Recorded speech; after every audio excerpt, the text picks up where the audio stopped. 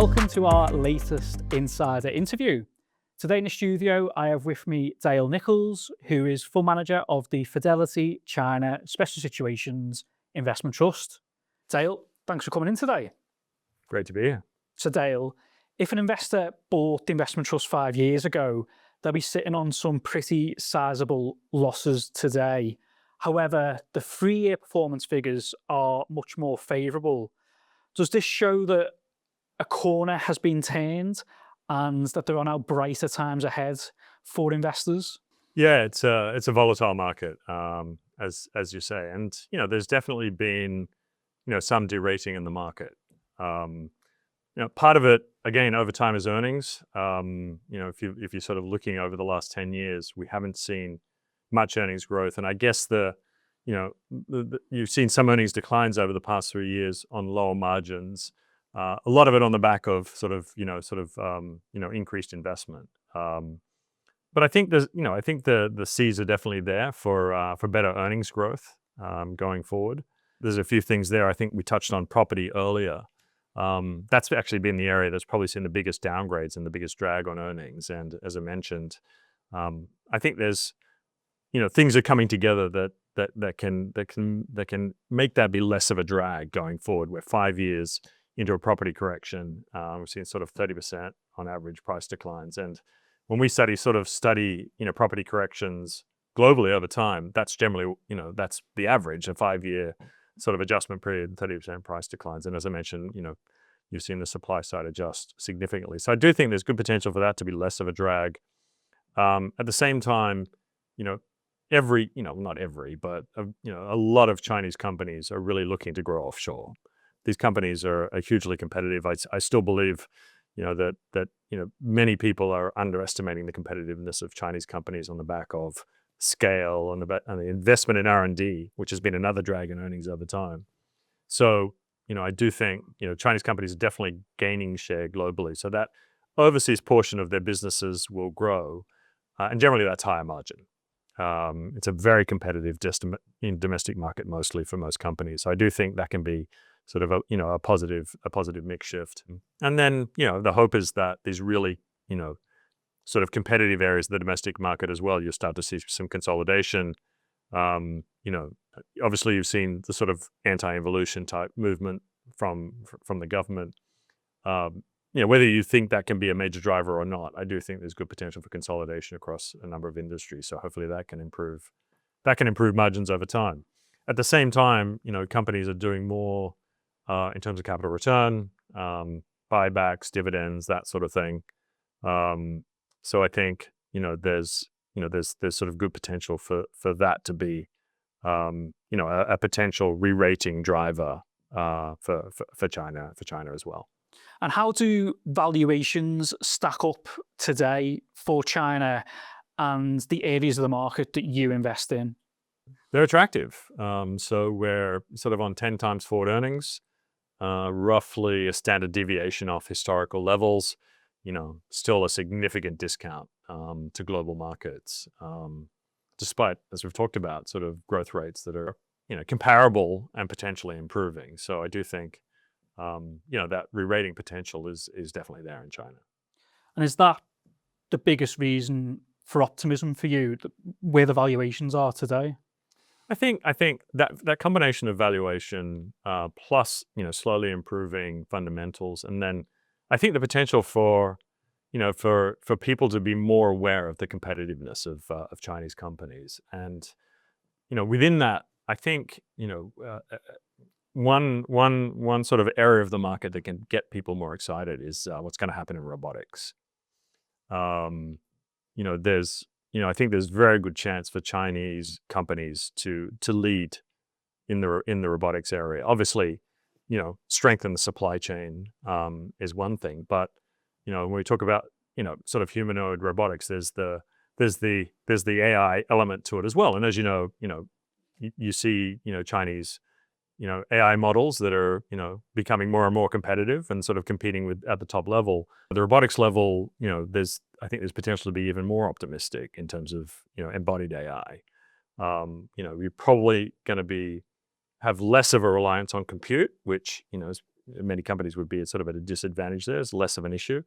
But data is going to be, more of an issue as well. So, in terms of, building those data sets, through manufacturing, obviously you've got that huge manufacturing base, and you're seeing companies make significant investment in that area. And the companies themselves, I think probably the factory is going to be the first big application for humanoid robots, and big companies are already looking to get that started. So I think there's good potential for the data sets to build quickly. And as I said, just I think there's potential. It's a potential massive new market where China has the potential to lead. So I think that could be a potential catalyst as well. And could you provide an example of a company that you think is ahead of other competitors in terms of in robotics?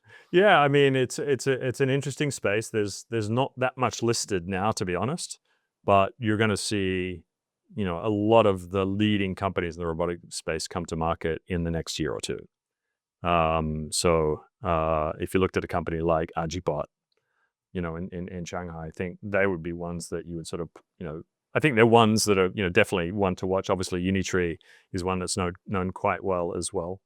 Yeah, as these companies come to market, we're going to learn a lot more about them. But really, really significant potential over the mid to long term in these companies. There was a regulatory crackdown in 2020, 2021, which impacted certain educational companies and some technology companies. How does the regulatory backdrop feel now, and which parts of the portfolio are most exposed? Yeah, it's mixed, to be honest. We've recently, that the whole common prosperity period that we went through, that was probably sort of, the biggest period of regulatory tightening that we've seen. Definitely, I think we're past that, and as they follow the rhetoric out of government. There's a lot more focus on growth.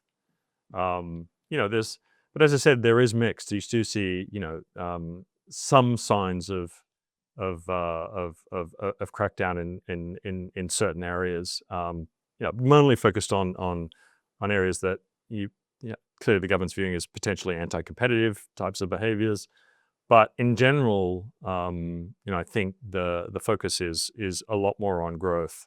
And it's worth looking back at, those companies that were impacted by, the previous crackdowns. If you look at sort of, some of the core companies, and Oriental in the education space, that's a company that's now hitting new earnings highs. So the point I'd stress is that, the regulatory waves are cyclical. And, clearly given, a generally sort of weak economic backdrop, I do believe that the focus, from a regulatory perspective, is much more on driving growth. And could you talk through how often changes are made to the portfolio, and also the benefits of having a team on the ground to find new ideas? In terms of driving changes in the portfolio, it really comes down to that risk-reward balance that we talked about. The sell decision is either, a combination of, I always want to own undervalued companies, or companies that I think are undervalued. So if something I think is reaching fair value, generally I'm moving out of a name like that into something that I think is undervalued.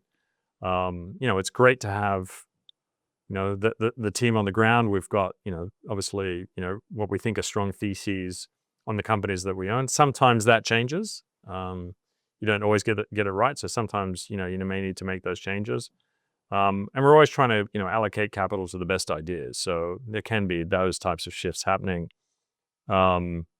But it depends on the movement in stocks. It's a volatile market. So you can have periods where definitely where the turnover moves up.